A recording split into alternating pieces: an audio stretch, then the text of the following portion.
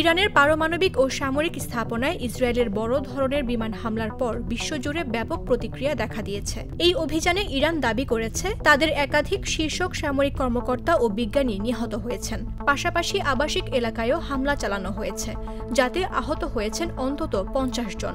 এদের মধ্যে বেশিরভাগই নারী ও শিশু। এই ঘটনায় ইরানের সর্বোচ্চ নেতা আয়াতুল্লাহ আলী খামেনি ইসরায়েলকে কঠোর শাস্তির হুমকি দিয়েছেন। অন্যদিকে ইসরায়েলের প্রধানমন্ত্রী বেঞ্জামিন নেতানিয়াহু বলেছেন, প্রয়োজন হলে অভিযান আরও চলবে। এমন উত্তপ্ত পরিস্থিতিতে বিভিন্ন দেশ ও সংস্থা যে প্রতিক্রিয়া জানিয়েছে তা নিচে তুলে ধরা হলো। জাতিসংঘ মহাসচিব অ্যান্তোনিও গুতেরেস সর্বোচ্চ সংযম দেখানোর আহ্বান জানিয়েছেন। তিনি বলেছেন, মধ্যপ্রাচ্যে কোনো ধরনের সামরিক উত্তেজনা তিনি সমর্থন করেন না। বিশেষভাবে ইরানের পারমাণবিক স্থাপনায় ইসরায়েলের হামলা দিয়ে উদ্বেগ প্রকাশ করেছেন তিনি।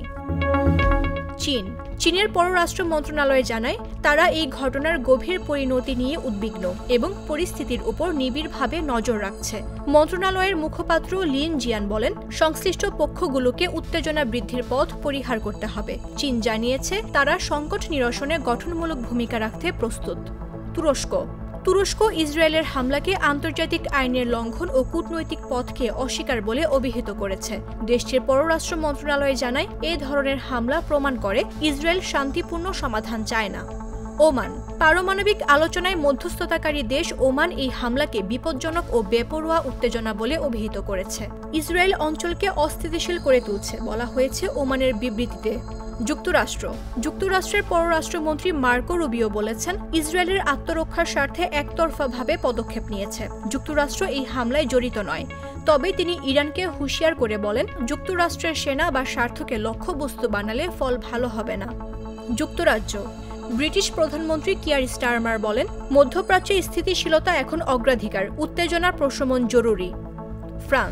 ফ্রান্স সব পক্ষকে উত্তেজনা না বাড়ানোর আহ্বান জানিয়েছেন, যদিও ইসরায়েলের আত্মরক্ষার অধিকারকে সমর্থন করেছে। ফরাসি পররাষ্ট্রমন্ত্রী বলেন, আমরা ইরানের পারমাণবিক কার্যক্রম নিয়ে গভীরভাবে উদ্বিগ্ন। সৌদি আরব এই হামলার তীব্র নিন্দা জানিয়ে বলেছে, এই বর্বর আক্রমণ ইরানের সার্বভৌমত্ব ও আন্তর্জাতিক আইনের লঙ্ঘন। তারা জাতিসংঘ নিরাপত্তা পরিষদকে হস্তক্ষেপের আহ্বান জানিয়েছে।